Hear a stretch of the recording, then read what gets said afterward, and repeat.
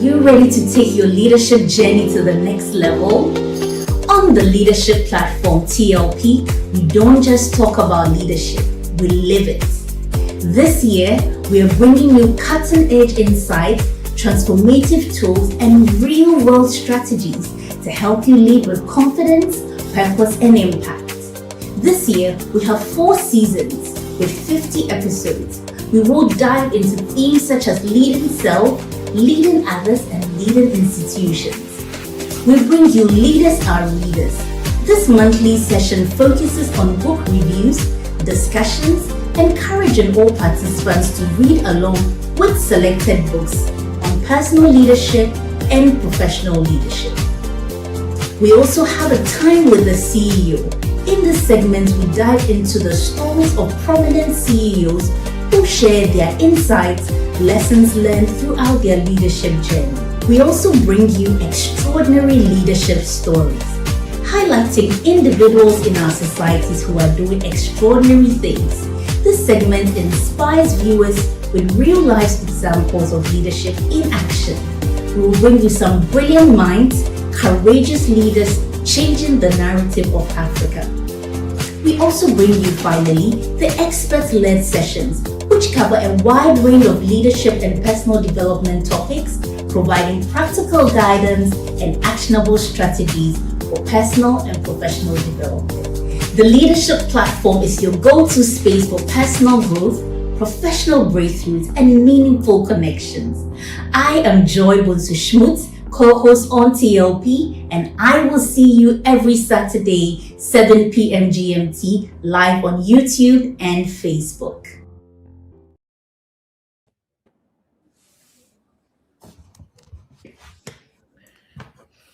Hello. Hello. Good evening, good afternoon, good morning, wherever you are. We are excited once again to be with you on the leadership platform. Welcome. This is going to be an amazing session. We are continuing from where we left off last week. And so tighten your belt and get ready, because we have again in the studio our own Robert Bennin is here with us. He's going to join us brief shortly. So please share the link with your friends. Please go ahead and subscribe to our channels, like our pages, so that everybody will know what you're watching this evening. Again, if you're connected either on Facebook, on LinkedIn, or YouTube, kindly do us the favor or the honor of introducing yourself so that we know you are here with us. Tell us your name and where you are connecting from. My name is Samuel Ayim of CTL Africa Leadership, and it is my pleasure to serve as your host for this evening. But I'm not alone. Sarah will join us from Geneva. I'm sure Akofa is here also. She's joining us. I know that Joy is here and she's going to join us. So we are going to have a very interactive session. So get your questions ready, because we are discussing an important question that every leader needs to answer. Last week, we had Robert shared with us his experience with CEOs and help us to understand that CEO is not a position, it's not a title, it is a mindset of responsibility where you decide that you want to make an impact and make a contribution. And it is that drive, that mindset that sets some people apart to be CEOs and others not to be CEOs. So we wanted to continue that conversation. So please introduce yourself, share the link with your friends, and invite your colleagues, your bosses, your team members, your subordinates, and everybody, your church leaders, to join, because this is going to be what we're going to discuss today is going to help them greatly. All right. So let me see who is in the house. Well, I have Samuel Chumesiankra is here with us. President, Mr. President, thank you so very much for joining us. Let's see who else is introducing. Please go ahead and introduce yourself. We know that many of you join the platform. You don't necessarily want to introduce yourself. Like last week after the session, so many people called me and said how grateful they were to have Robert on the call. And they didn't introduce themselves. And they said, were you on the call? He said, of course I was. So I know that many people join and they don't necessarily introduce themselves. That's fine. But if you can introduce yourself, we will be very happy to to introduce you to the wide world. Now I'm going to bring Robert, and we had a whole session with Robert last week, and so we are not going to tell you who he is. If you want to know more, just go to last week's session and you know the amazing personality here who is going to share with us. He is the leader of leaders. Robert is a coach who coaches CEOs. He's been coaching hundreds, hundreds of CEOs across the continent, working with several top level organizations to help them. So, Robert, once again, welcome to the leadership platform. Now, this has become your home. This is your fourth time on the platform. How do you feel about that? Coach Sam, thank you very much for the invitation. I'm so glad to be here. I should be asking, where do you find the energy to keep this going and to come up with amazing topics that are worthy of our conversation every weekend? And so thank you very much for bringing me here again. I enjoyed my time last week, particularly the questions that came in. I mean, the thing is that when you have these conversations, you definitely leave enriched with better ideas, even from the questions that come from people in the audience. So I'm glad to be here again, and I'm looking forward to this important conversation.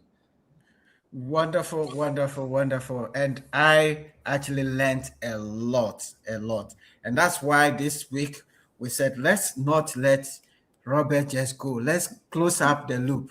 Because last week conversation, as part of it, we touched a bit on purpose and you gave us some very powerful insights. So we decided that why not this week, let's spend some time to discuss what is purpose-driven leadership and look at the various dimensions of purpose and be able to answer some of the basic questions. What is it that is driving you? What is the legacy?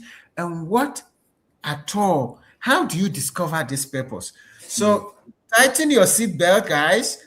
We are going to have a very engaging and life transforming conversation because we all need to know where we are going. And very often we are thinking, like we said last week, people are thinking that no, maybe your purpose, you go and sleep and you have a dream, or you go and see a prophet who will tell you what your purpose is, or maybe you go into your stars and check what your star is. So let's start from there, Robert. When we talk about purpose-driven leadership,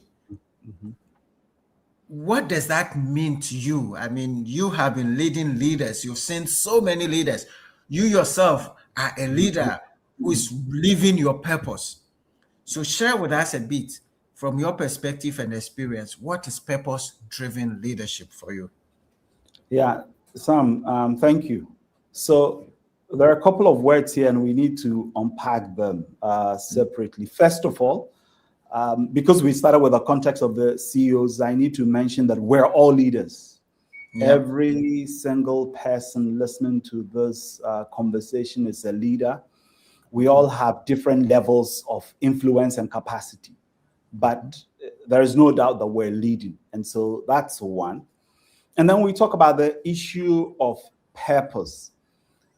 And through my work, I've met so many leaders who are extraordinarily busy, They are being pulled in many different directions, but they're empty on mission.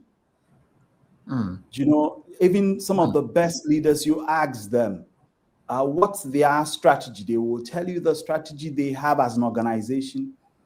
And then you follow up. So why do you lead? And there is silence. And it's important that we unpack this because, you know, when you actually talk about leadership, leadership is about change. Leadership is about the future. Leadership is moving from point A to point B, where point B is preferred, is a much better option. So we're always leading. But we need to think about purpose-driven leadership, because as soon as we start the journey to lead, then there is noise. There are distractions. There are so many options. And so we need to begin to think about how do we arrive with intentionality. And so when we talk about purpose-driven leadership, we're simply asking ourselves, what is the change we're committed to making? So we're not just busy, because, and I say this to CEOs all the time, and they agree whenever the issue of purpose and being intentional about your leadership comes up. Once you're a leader, you walk into the office any day and there'll be something for you to do. Whether you have a plan or you don't have a plan, you get into the office, something will come on your table. There will be work for you to do. Absolutely. Where purpose-driven leadership becomes important, so that you are choosing what you do with your time. You are deliberately deciding, this is how I am going to lead. Without purpose, you become indecisive, you become indifferent, there is self-doubt. Sometimes you are succeeding, but it's a shallow victory. So it's important we interrogate this subject, and I'm glad that we can have some time to think about purpose-driven leadership. We could have taken it for granted that every leadership is purpose-driven. But what I say is that as soon as you begin to lead, as soon as you begin that exodus, there is noise, there are distractions, and you need to be resilient. This is why we need to think about our purpose. Yeah. This is absolutely important. And what I'm hearing is the mission, the change you want to make, the intentionality, because there's going to be noise around.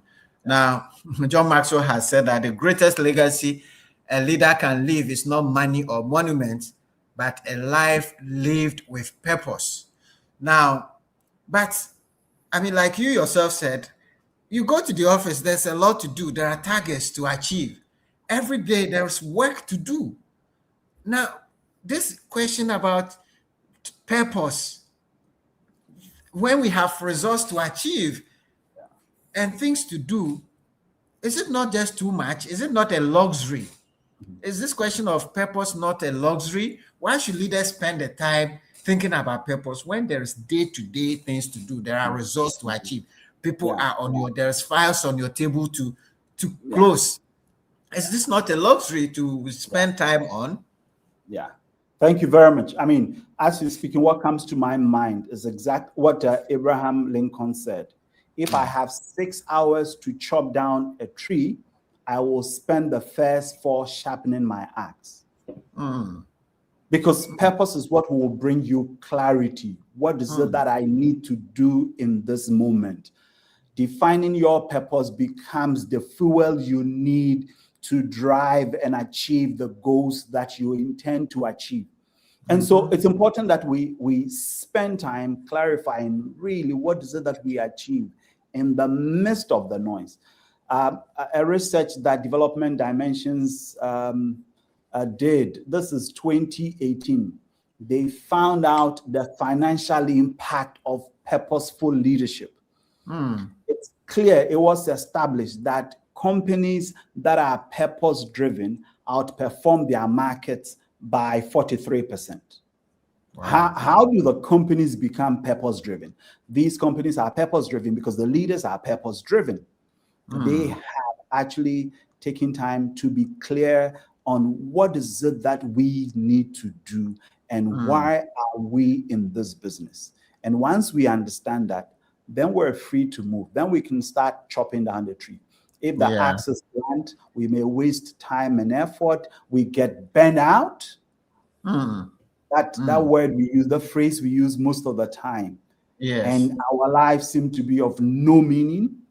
Yeah. And then all the other things kick in. But with clarity of purpose, with intentionality, with meaning, we approach our tasks with joy, with a sense of wonder and contribution, and we're able to achieve so much, not only for ourselves, but for the communities we lead, for the organizations that we're a part of.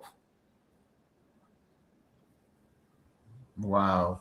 I mean, that actually makes sense. And that study actually is very powerful, that when the organization is purpose driven, the results show. Because what it happens is that we can have a lot of short-term gains and no long-term impact.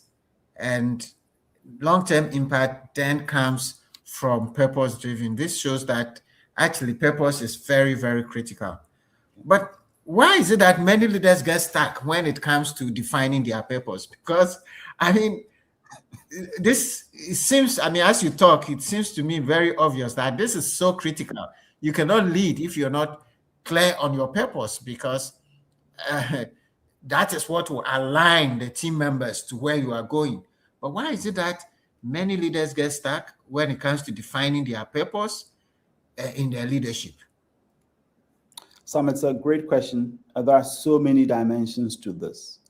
Because first, I mean, when it comes to the issue of purpose, we've been made to believe that we need to some way, somehow, from the beginning of our lives, figure out the purpose of our entire existence. That can really be crippling. When we talk about finding our purpose, we're not sitting in a chair and looking at what will unfold over the next 10, 20, 30, 40, 50, 60 years of our lives. That's too much.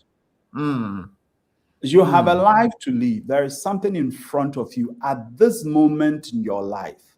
What is it that you want to commit yourselves to? So our purpose evolves. It's just that some I don't even want to, some gurus have made the idea of purpose something you need to divine, something you need to hear some angels speak, some motions you need to go through, some program you want to go through so that you can find this purpose. And that makes it very tiring and makes it, I mean, many people want to give up. But if you begin to ask a simple question, and we will come to that, because essentially it's about what you can do today in this moment. Again, also, there are so many dimensions to our lives.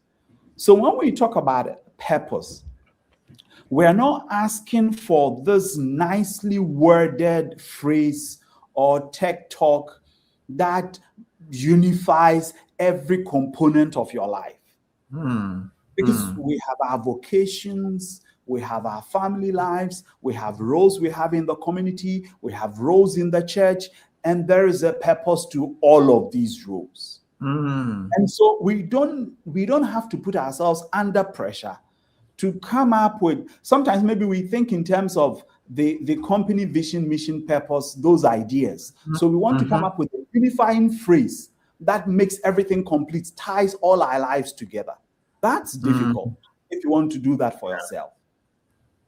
Yeah. So you need to think in terms of the various aspects of our lives. And so for us, even as coaches, I mean, we have this tool. Sometimes we use the wheel of life. And then you begin to think about what is it that I want to accomplish in each aspect of my life? Yeah. And why am I doing this? And when you put the pieces together over time, you look back and then you see what the Lord has done, and it's marvelous in your sight. So we don't have to put ourselves under pressure. In this session, we will go through a process, and I believe all of us on the call will be able to come up with a unique purpose for various aspects of our lives, and we will be much more fulfilled, happier, engaged, and make a worthy contribution that we're all proud of. Yeah, yeah. Now, but you said something, and I just want you to also clarify a bit, because and I like it when you said we have different, different aspects of our life. We have family, we have that, we have that, we have that. So actually, there's not one single purpose for your whole life. But how do you then marry your personal ambition and the organizational mission when you are a leader? Because the organization has a mission and you also have your personal aspect. So in that context, how do you marry the two, the distinction between, or how do you marry your personal purpose and the organizational mission? How do they work together so that there's no dissonance? Yeah, no, this is great, and this is the challenge that most of the time we're working with leaders, particularly at the highest level CEOs, to resolve. So, for example, I mean, most of us are very familiar with Google as an organization, now Alphabet. The mission is very simple. The purpose is to organize the world's information and to make it easily accessible to everyone. That's the purpose. And then you may be a CEO at this moment in time. At this moment in time, there may be a particular challenge that the organization is facing. There may be a particular project that we need to build, which then helps us to achieve this ultimate mission we have set for ourselves as an organization. Bear in mind that you will not be the CEO for this organization for a lifetime. And this mission will go on for a couple of years. And so at this moment in time, given the challenges we are faced with, given our leadership context, what contribution can you make? When you think of your purpose this way, it's amazing what happens. And very soon I will share with you some examples, even simple statements that some CEOs, some leaders crafted just as purpose for the moment that they are in, even though the organization also has this big objective. And this is just the purpose for your leadership at this moment in time, for that organization. And then you may also have the purpose for your family. Then you may have the purpose for even your wider family. You may also have the purpose for the role you play at church and within the community. Yeah. But when we put all of them together, it's beautiful. And we don't have to put ourselves under pressure to have this unifying objective that speaks to the purpose of our entire existence. This is what creates a challenge for all of us.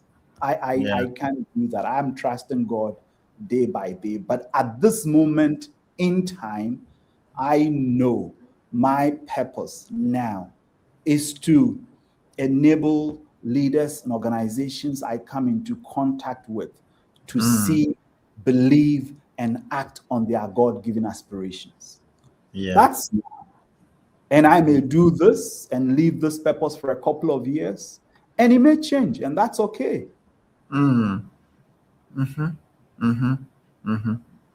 Yeah. I mean, that's very interesting. So the purpose is not like, okay, today you fix your purpose and it's finished. But around that, I want you to just, and I don't want us to miss the promise you've made us to share some of the purposes that others have done. So I want you to share that. But as you do that, I want you to put it also in the context of, do we make some mistakes? Do leaders make mistakes in defining their purpose? And so that you can also help us so that we don't fall into certain pits, the mistakes that others may have fallen into. Because when we are talking purpose, what are some of the pitfalls we should watch, the mistakes that leaders make when defining their purpose? And not forgetting giving us the examples that you have promised us. No, I'm going to give. I'm not sharing names, so I will just read out some of the processes we went through, what the purpose was, and eventually what we were able to craft as the purpose for the leader. But the big mistake is thinking that you have to make it grand. So I mean, my purpose is to change the world. Okay. No, let's start. Which world are you talking about? Which world are you changing? No, let's start from here, where we are today. So we try to make it very vague, not specific.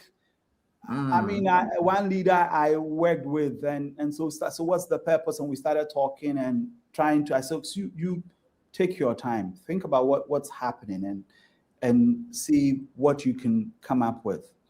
And so this leader says that I will strive to exceed our expectations by building a team that will be attractive to the market and also empowered to step out of our comfort zone, challenging the status quo.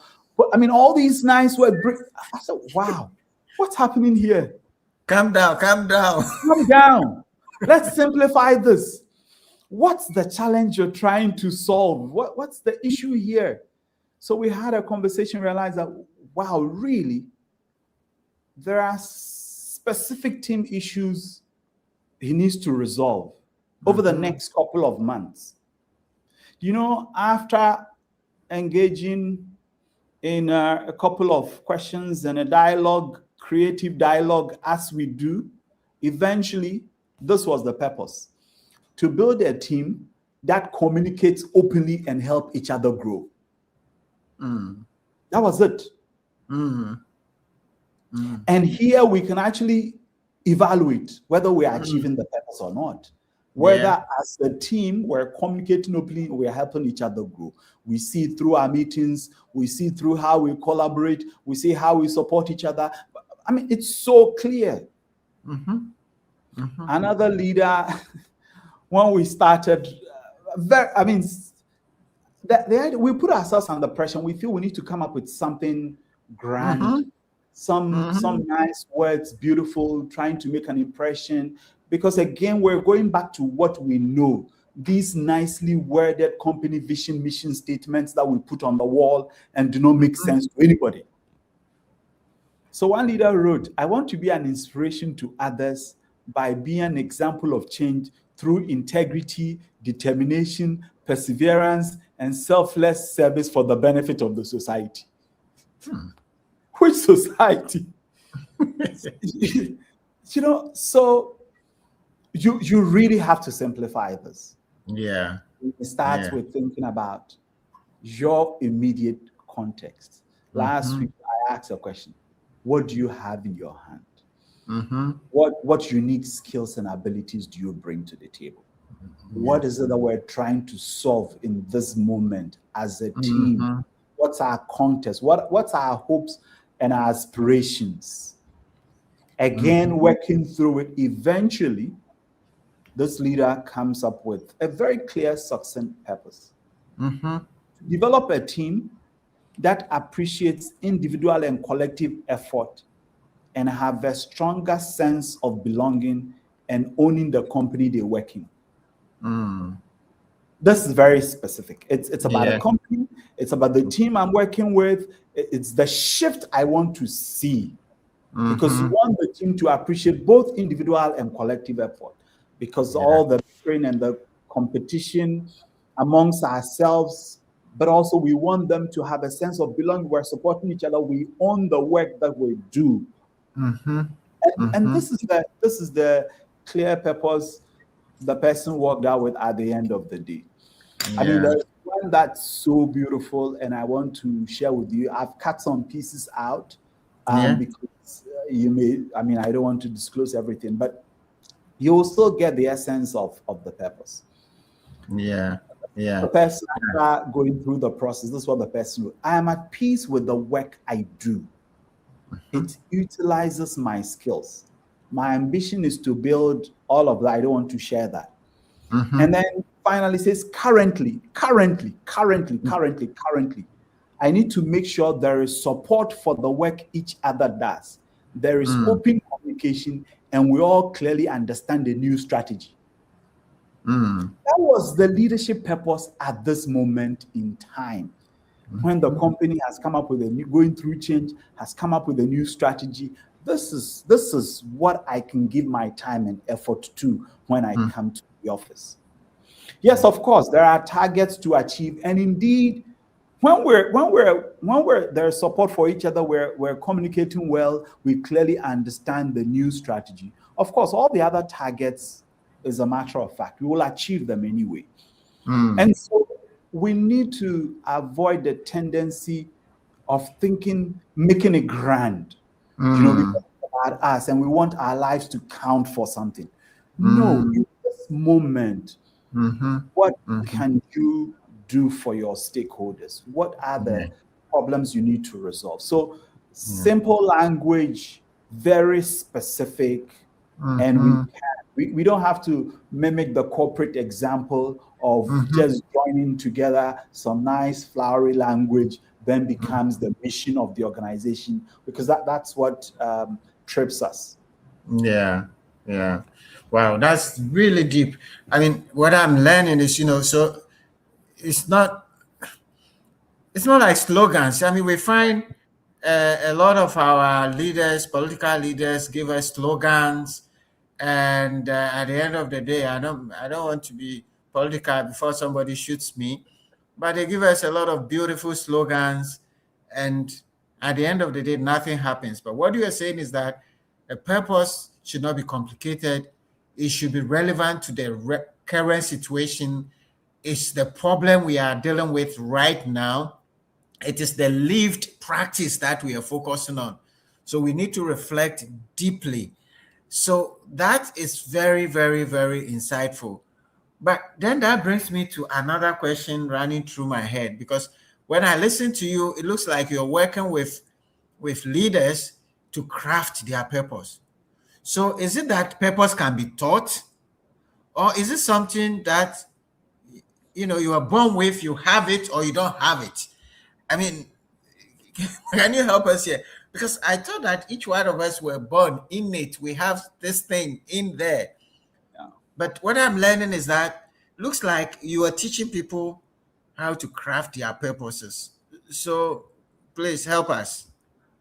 So remember last week's conversation when we talked about the leaders of the future. We mentioned that one dimension for leaders of the future is that we're all philosophers.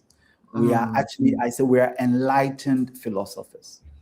Yeah. And so as enlightened philosopher leaders, we think deeply about what it means to lead.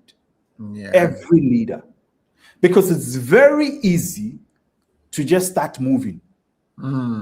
It's very easy to start moving. But for you to make the impact that you desire to make, it's important that you sit down and you begin to think about, why am I leading? It's a very simple question, but it deserves an answer.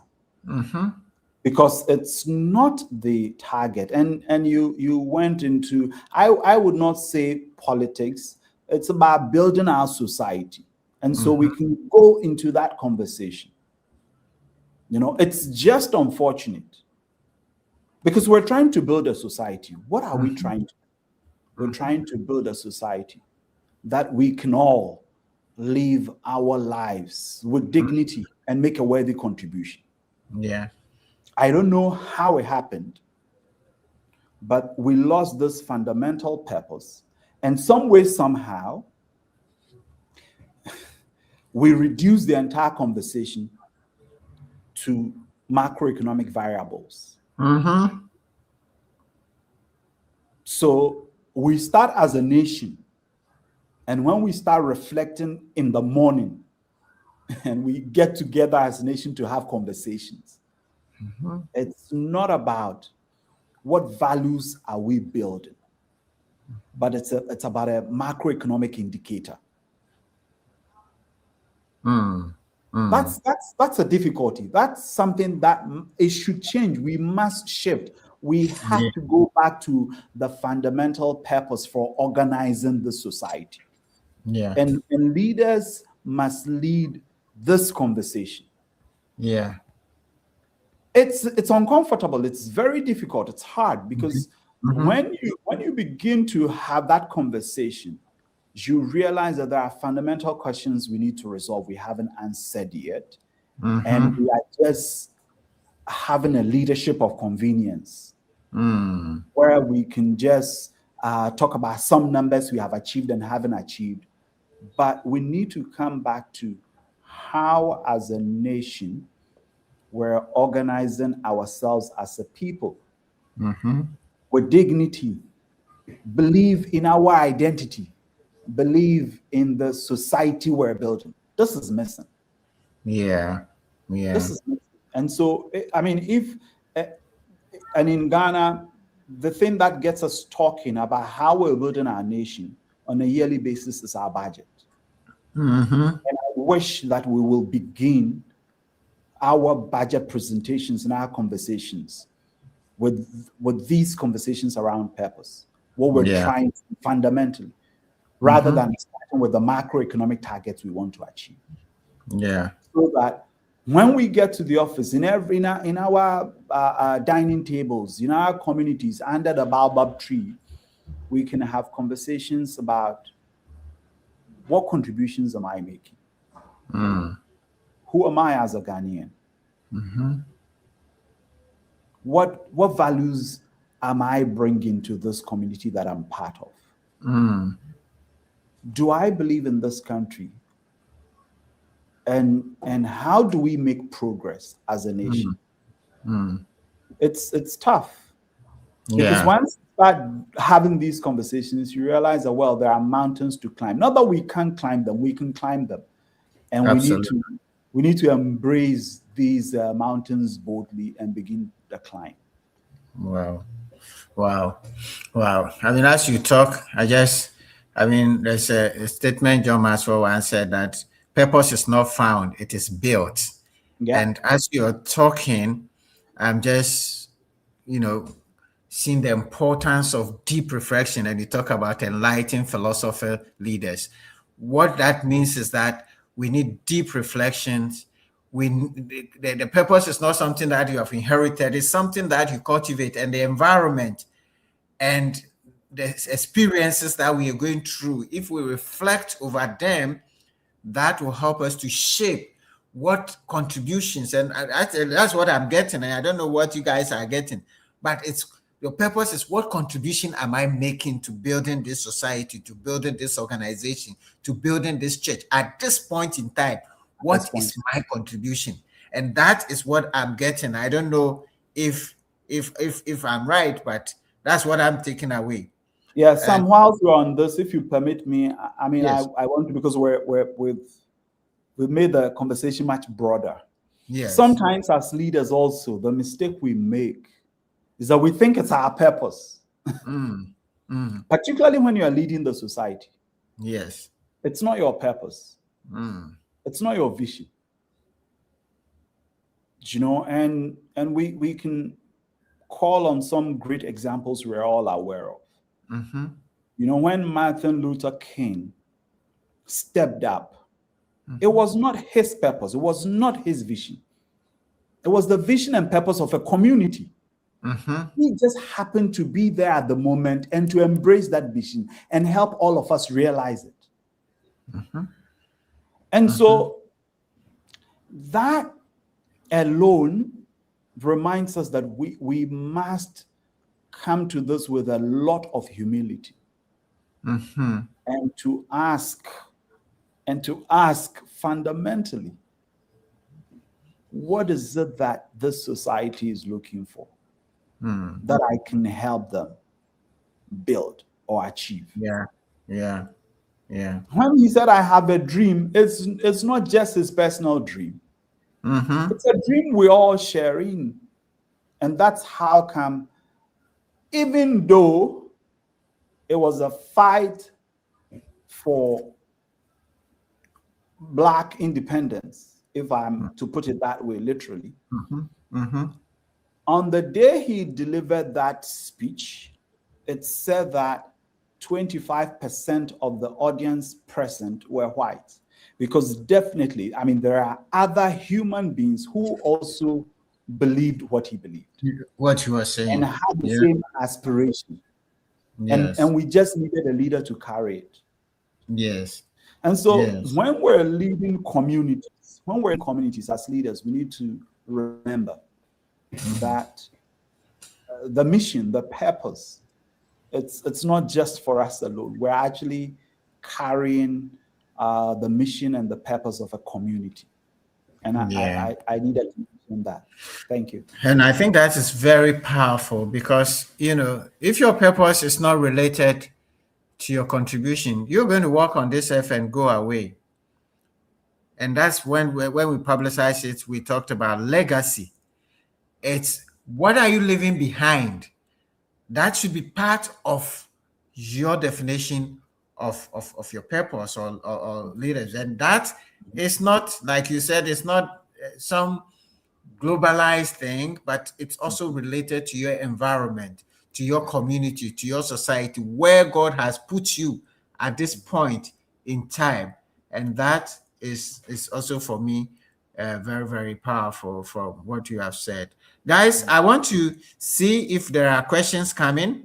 And but as I go to see if there are questions, I want you to, Robert, to think about this, because as you're talking about this, I'm just, there's a question which is coming to me whether, you know, sometimes some leaders have lost the sense of purpose in the, you know, as especially in mid-career, people are working and they're not sure where they are going. How do you help people who, you know, you went to school, you finish, you got a job, and then you keep doing, going. And I have a program and I bring a lot of executives to discuss what we call the growth journey. And we find that people are not very clear and they're not happy even with what they're doing. They may be getting good salaries and driving nice cars, but they seem lost in the middle of this career thing. So I want you to think about that. But let me check if there are any comments coming through, any questions coming through. That we please let's know if you have any questions or any comments, and let's see. All right, her ladyship, Cynthia, is saying it's a practical and visionary leader. Kudos to you, sir. We have Ben Aye watching from Legon, and we have Doris Atta who is saying greetings. All right, let's see who else is in the house. Okay, we have Willie Lenia saying that CTL, may the Lord bless you. All right, but let me see if there are questions or comments that you would like Robert to deal with, so that we can continue. But I'm also going to bring Sarah on board so that I'm sure she's listening and she's taking some notes. Maybe she also has some questions. I don't know if Joy is here. I can't see her, but let's see if Sarah coming. So Robert, how do you help leaders who are lost in the middle of their career and so on and so forth? Yeah. Sam, is just taking a pause and going Mm-hmm. back to basics. Taking a pause and going back to basics. I mean, it's similar to what I said in the beginning, that when you go, if you're a CEO, you go to the office, you'll definitely find work to do. And again, we've said that we're all CEOs of our lives. Mm-hmm. And when you start this life, you will definitely find something to do. Yeah. You will be put through school.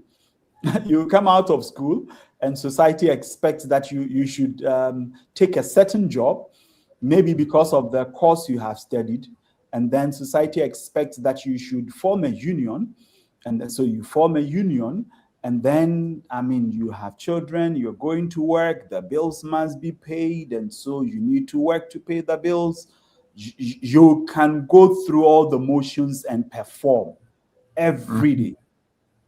And sometimes it's good when you come to that place where you realize that no, this is not how it's meant to be. Because it's the turning point.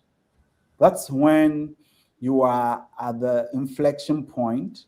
Because once you address those questions, the next leg of the journey becomes blissful. It's much easier. The weight is gone. You are just flourishing. You are thriving because you have taken time to answer the questions you need to answer. And very simple questions. I mean, so you step back. What skills do I have today? What are my strengths? What can I do well? Yeah. And then, now that you have identified your skills, your strength, maybe I'm already teaching. Yeah, I have these skills and I can really teach well. Okay, so now, what contribution can you make? Yeah. You contribute. You are in a school. This is what's happening. Maybe the kids, yeah, we're teaching them, but they need more support in the classroom. There are kids who may not be as great as we want them to be immediately they start the lesson, but they also need to be supported. So how can I contribute? Knowing that all these kids are worthy of what I'm doing as a teacher. So now you are beginning to ask yourself questions and you are moving away from just performing. When you start asking yourself these questions, we're not saying it will be easy, you will have answers, but you sit with it. Yeah. Because you know that once you cross these questions and you give yourself the reasons for being and for doing what you're doing, then the light bulb just goes off. Because now it's not what the expectation that someone has placed on you, but this is the calling you have given to yourself. And so you come in every morning with a greater sense of joy and meaning because this is what I have decided I am going to do. And that's so fulfilling because it's your choice, it's your call, it's a decision you have made. You're not just performing. Yeah. Coach SGA, I know you have some wonderful thoughts to contribute. When you said this is what I've decided, I just remember the Sunday school songs. I have decided. I have decided. Jesus. No turning back. No turning back. That's it. No turning back. It's a decision you have made. Yeah. And decisions are very, very important. If you're not making the decisions, you're not moving forward. Sarah, what says thou? I mean, this is very, very thought-provoking. And Robert, I just want to ask you to be practical for yourself. It looks as if you went through different phases up to this. Just walk us through how you came about, because this is a real framework that you're sharing with us. So I want us to be practical so that our viewers, yes. Yeah. I mean, you were not here last week and you're asking me to expand a bit of what I shared last week. Okay. Because I mentioned that before I even graduated with my first degree in economics, I was already doing what I'm doing. Okay. You know, I will bring a group of people together and we begin to think about how we can live our purpose. I was already doing that. Okay. How did it happen?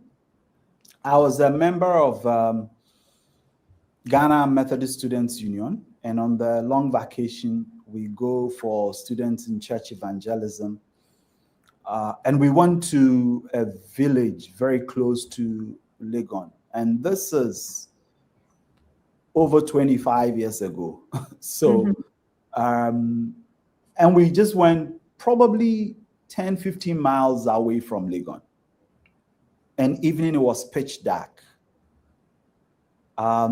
School, the church was the facility was not that great. The school facility was not that great. This is a typical village, not much. They didn't have much. And I couldn't bring myself to understand how you move just 15 miles away from the capital city. And this is what you're faced with. We spent a week in that community, just sharing our lives with them, teaching them, sharing the word of God, praying with them. So we came back to campus, and a colleague that I was there with, we just started engaging. I said, no, this has to change. We need to do something radical. We need to change this country. We cannot have this going on. So what can we do? Well, then we need to become better ourselves, and we need to begin changing our mindsets and begin to think about the contribution we can make to our society. So that's how come we formed Achievers Foundation, and our slogan was Serving Our Generation. So we started that. And then I went through my economics course, just like every CEO will go through your targets and achieve your targets. And I worked hard, by God's grace, graduating top of the class, best graduating student in economics. So the expectation is that, yeah, you carry on. I did my national service was in the department, but I was there for another reason, so that I could continue to shepherd this organization and do the things that we've started doing. So you come out of school, you join a consulting firm, and then you're thinking, okay, so now you have to put this economics to use, because you are the one who graduated top of the class, again, expectations. Well, we followed that path a bit. And then I got a scholarship to study for economics and finance. I came back, I still had this passion. I still wanted to do something in finance, wealth management, and helping companies raise capital. So I studied for the CFA. I became a CFA charter holder, going on all this path, again, in line with what we've been told and what the normal expectations are. So I start again, and then I started my first company.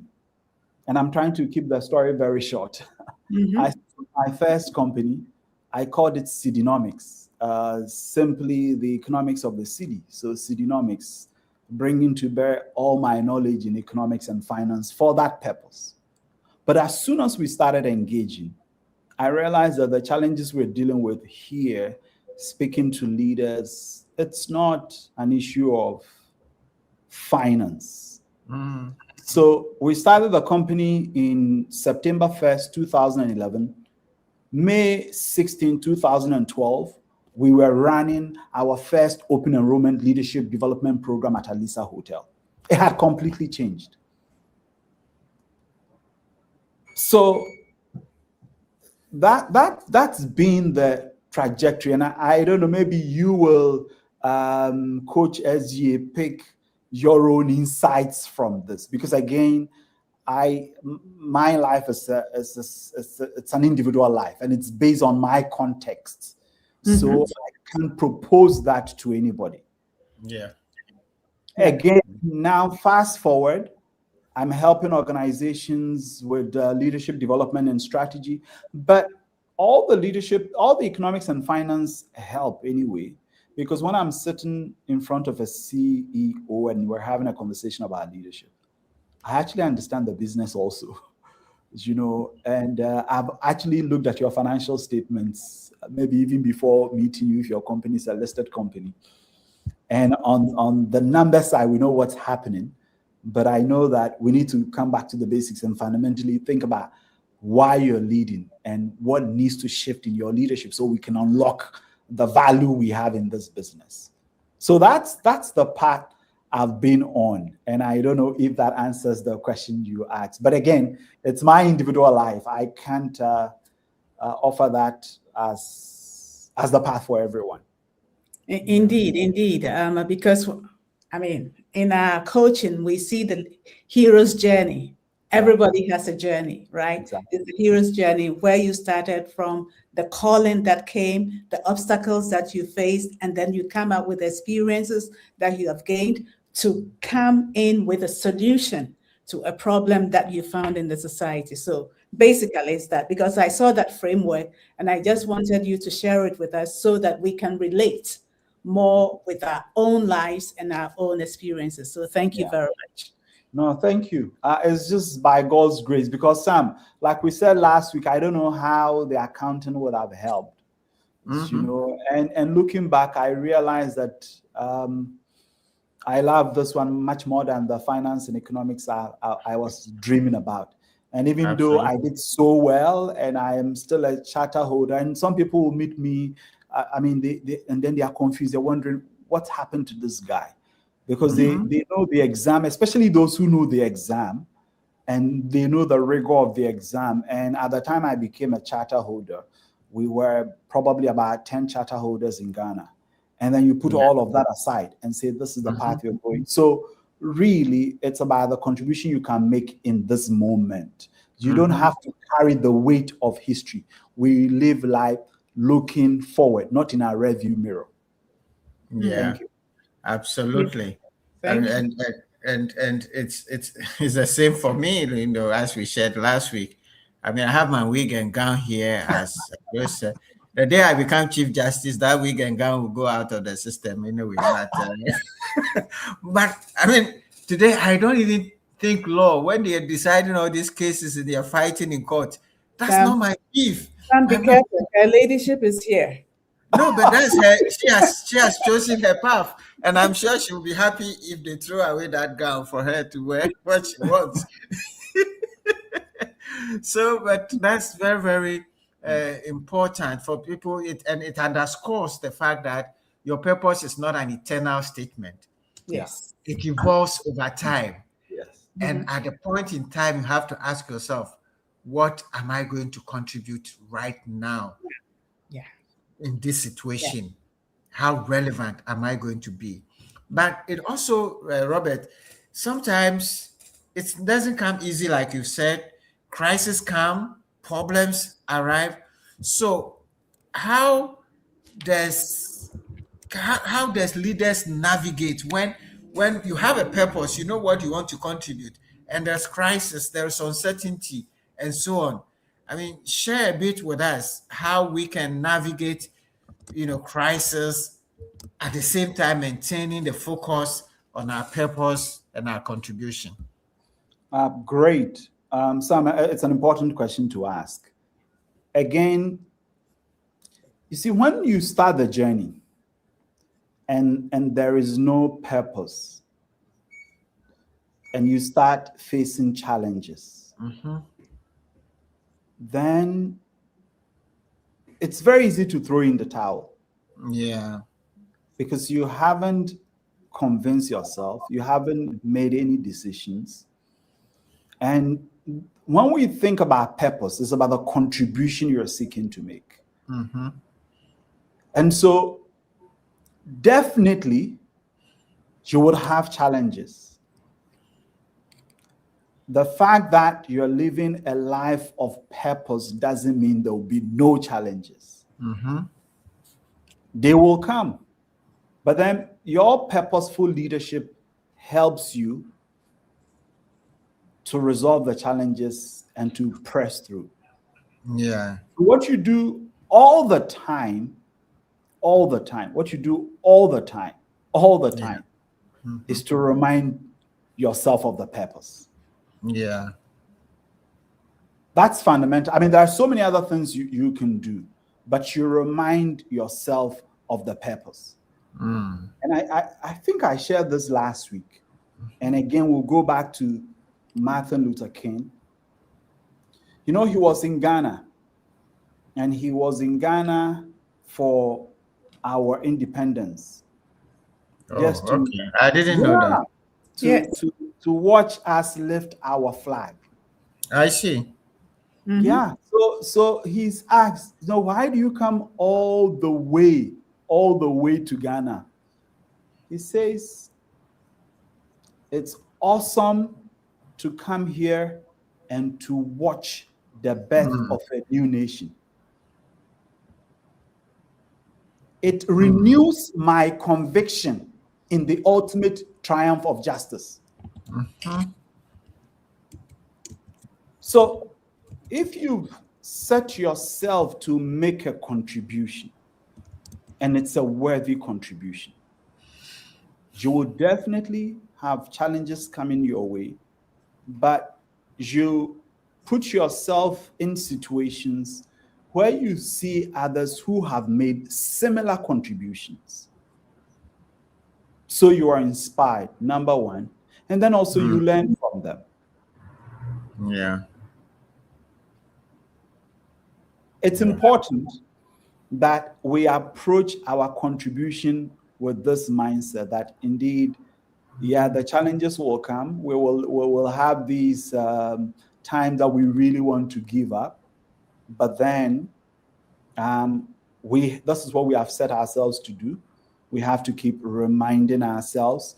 We have to expose our purpose to others who have walked similar path, so that they can Mhm, also share with us how they navigated. And yeah. so, like they say, iron sharpens iron. Mm, We're all sharpened, reinvigorated, and we continue to pursue the cause. That's how leaders have done it all over. You can't do it alone. yeah. One of the reasons why we started the CU Accelerator program, and really, I mean, think about it. These are CEOs already. They already have done so much with your organizations. When they come into the program, what do I offer them? And what I Mm, keep hearing is that to come into the community and to hear that others are actually going through the same challenges I'm going through, that alone is enough. I know mhm, mhm, I'm I'm not the crazy one going through this. And to yeah. know that others have also navigated these challenges, then I can go through it as well. So that's how you go through this. Don't lead alone. Yeah. Find your own community who are also making a worthy contribution, so you can Mhm, stand by each other's work and example mhm. and learn from each other. Wow. This is really good. I think I have two more questions that I'm going to ask. Then I will ask you to share your one thing you want us to go away with. My question is personal, like Sarah wanted you to be personally for you. What does legacy mean? We are talking purpose, and how should leaders think about legacy that they are building? What for you? What does legacy mean for you? Because at the end of the day, we are all going to leave. We're going to go away, and we're going to leave behind our society, our organizations, and so on and so forth. So, what does legacy mean to you personally, and how should leaders think about legacy that they are building? Yeah, so I mean, leaders learn from other leaders. And Okay. so we will go to one leader who has left an indelible legacy on millions, billions of people globally. And how did he do it? It's not in a temple he built in Jerusalem or Mm, Samaria or Judea. It's in the people he called and developed. Mm. That's how come he left that legacy. mm-hmm. And for those who are still scratching their heads and trying to find who this leader is, we're talking about Jesus, Yeah. who called the 12 and didn't build any temple,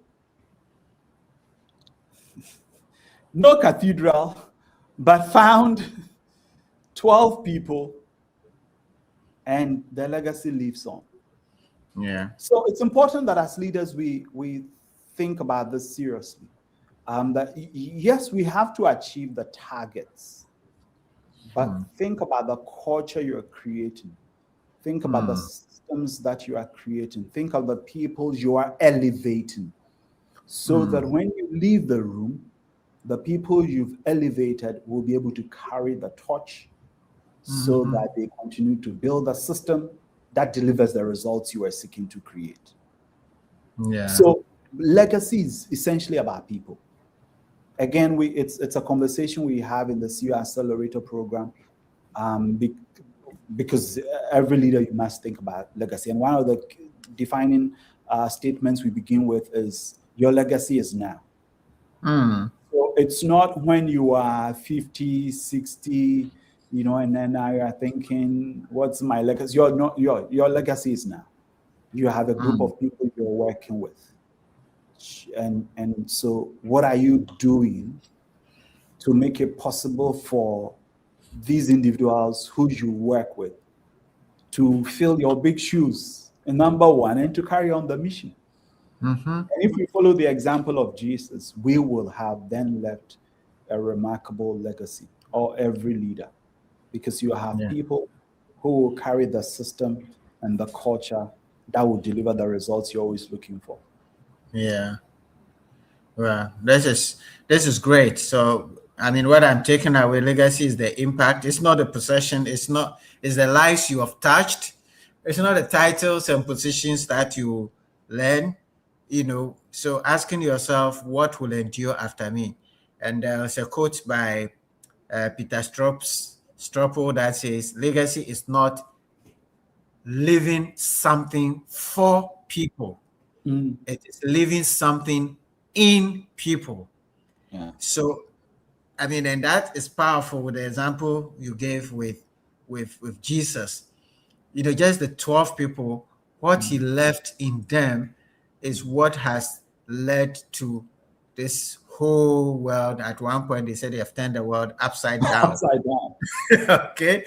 So, legacy is what we leave inside people. And following up on that, which is my last source, and Sarah, you come in, I'm sure you have some other question. It's the constituency that I cherish a bit, and that's on my heart, the young people. So how do we, maybe how do we mentor the younger generation to embrace purpose-driven leadership? Because, Robert, today, the young people, thousands of them have finished universities and they don't have food to eat. They don't have jobs. And sometimes when you talk about these discussions about purpose, for them, this is something like crazy. It's far away because all he wants is a job. And so how do we mentor and develop these young ones to embrace that purpose, contribution, long-term legacy early in their career, so that they don't go and get stuck like many of us got stuck, for a very long time? What would be your suggestion on how we do this? So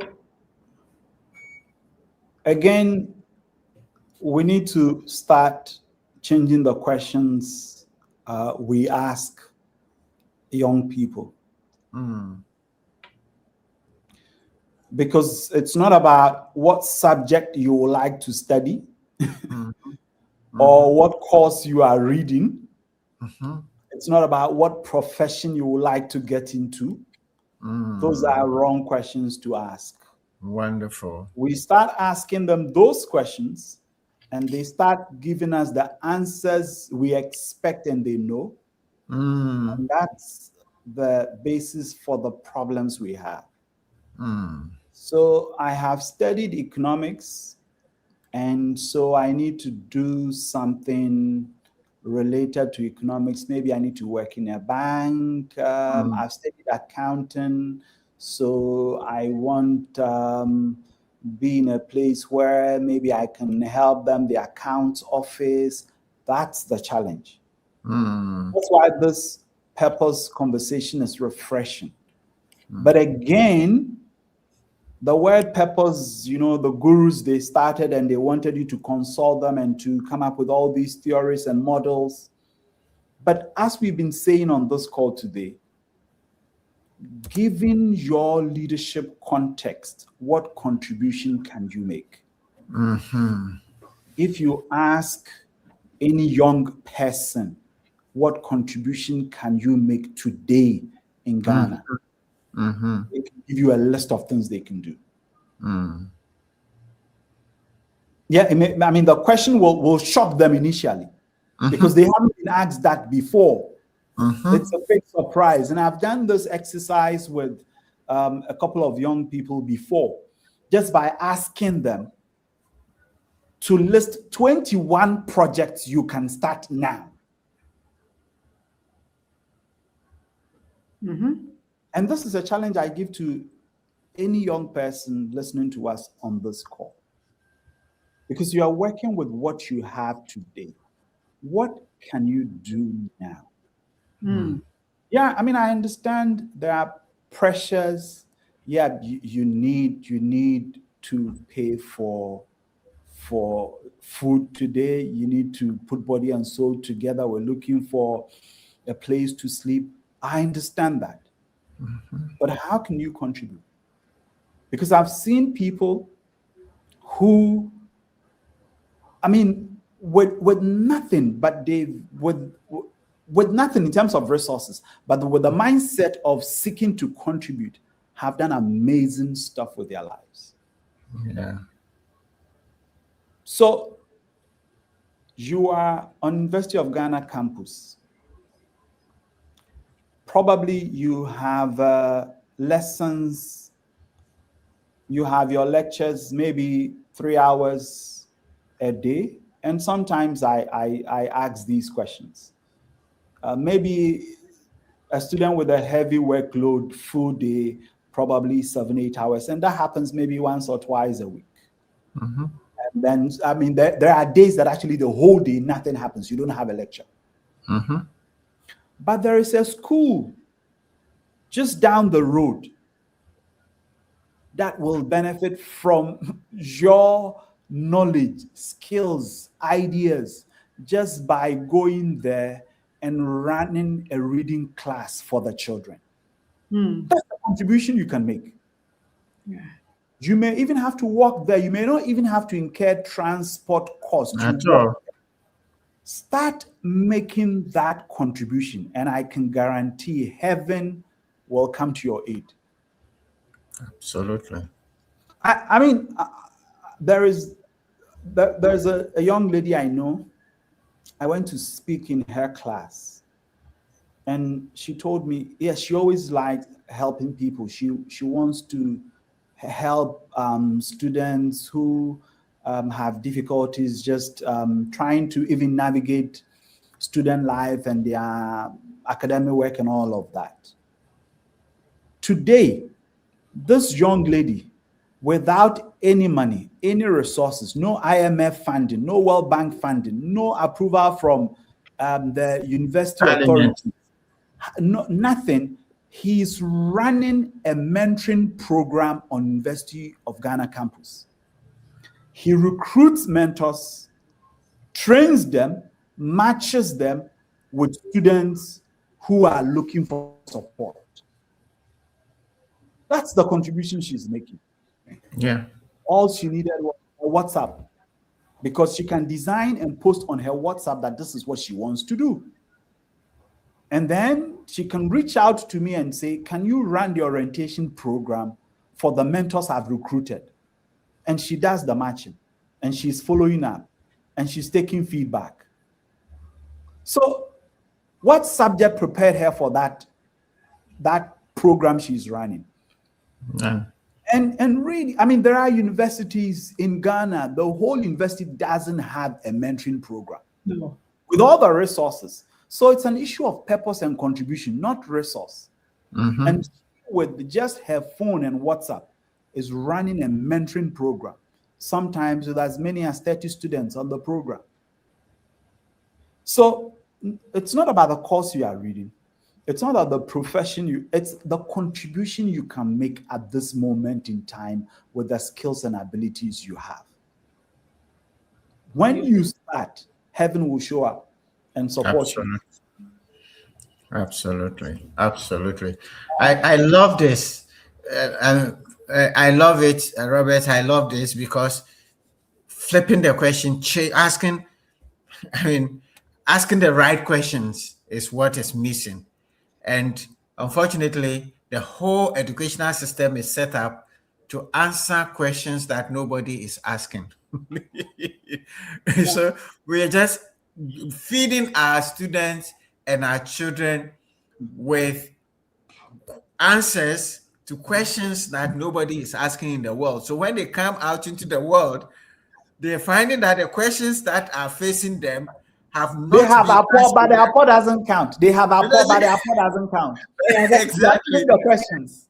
They have the wrong apple.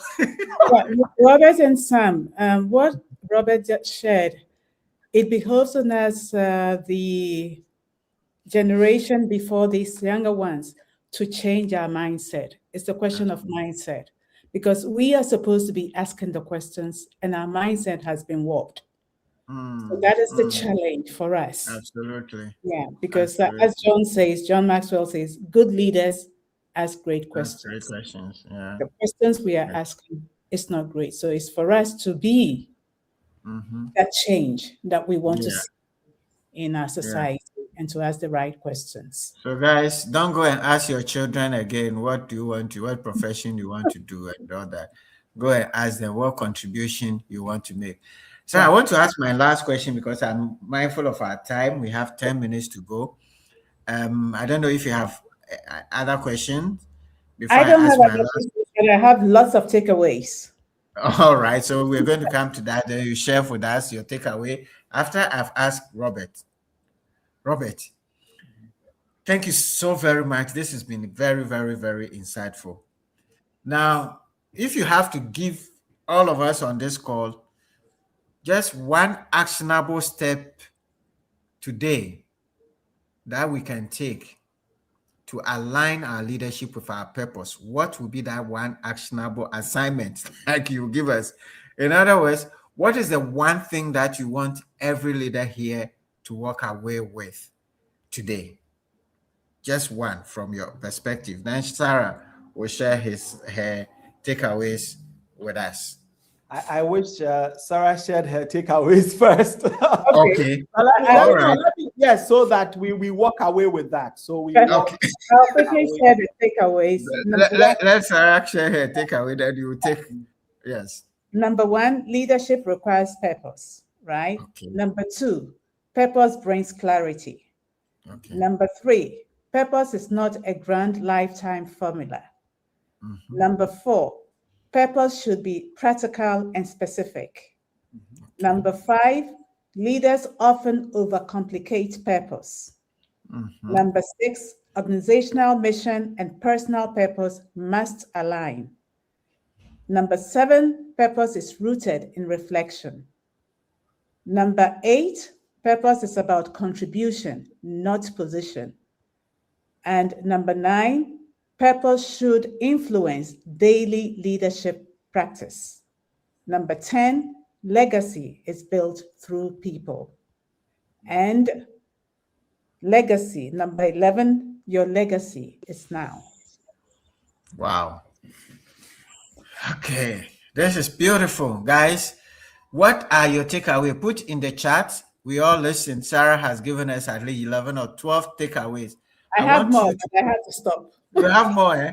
But I want also to encourage those on the call, share with us, because somebody listening, you're listening, what you're taking away, what you picked may be different, but when we put all together, we are all building the knowledge and the confidence to go out and live with a purpose. So share, if you're with us, share with us what your takeaway is as we get to the end. And now I come back to Robert to tell us what is the one actionable thing you want all of us to go away with. Yeah, so first let me congratulate Coach SGA. I mean, being able to outline those takeaways. Even for me listening to them, I'm wondering, okay, is this a conversation we've had? That's wonderful. That alone will do a lot of good for anybody who participated in this conversation. But I'm not going to share what somebody has to do because it may be different. But this is what I will share, which I think is also something that everyone can embrace. Because the question of purpose, particularly when we're saying what contribution can you make, starts with first believing that you are worthy and capable of making a contribution. Amen. Absolutely. That's where it starts. Many of us, for whatever reason, have lost that.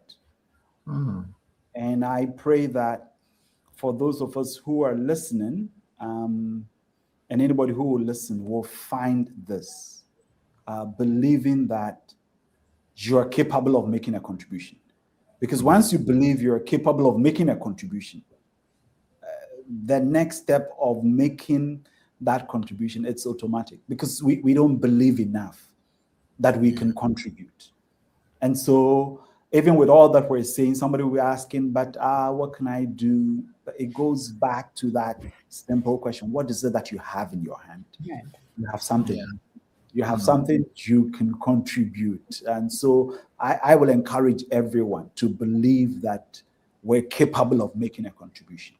And the next steps for each individual may be different, but we're all capable. God has given us this ability. And so we should never discount that. We're worthy and able to make this unique contribution. Thank you. Yeah. Thank you so very much. And I'm just seeing a few people putting into the chat. Ajapra is saying that her takeaway is leaders need to learn to take initiative with the little resources we have. And President Chumesi Ankara is saying purpose is not found, it is built. And her leadership says leadership is not theoretical, it is practical. Great. So those are great contributions that we are seeing. And I'm not seeing any questions. So I want to thank God. And just to summarize, and what we've heard today, for me, is clearly showing us purpose is the compass. Where do you want to go? Okay. The impact you're making is the journey we are all working on, and it is daily. It's not like in the end. And the legacy is the destination, and that destination is what do you leave in the people. So purpose-driven leadership today is challenging us and asking us the question, why do I lead? What difference am I making? What will endure after me? If we can answer those questions with courage, then indeed our leadership will leave a legacy worth remembering. And with that, I want to thank everybody who has been on the call. And I want to thank Sarah, and I want to thank especially Robert for doing us the honors for these 2 consecutive sessions. Powerful sessions. If you missed last week, please go back to our YouTube and watch, because there was so much that we learned. And I want to thank the team, Akofa and Joy, for all the support and all the great work that we are all doing together to make a contribution to help people to live better, to grow better. And on that note, I want to thank everybody and say, until we come your way next week with another episode of the Leadership Platform, God bless you and stay blessed. Thank you very, very much.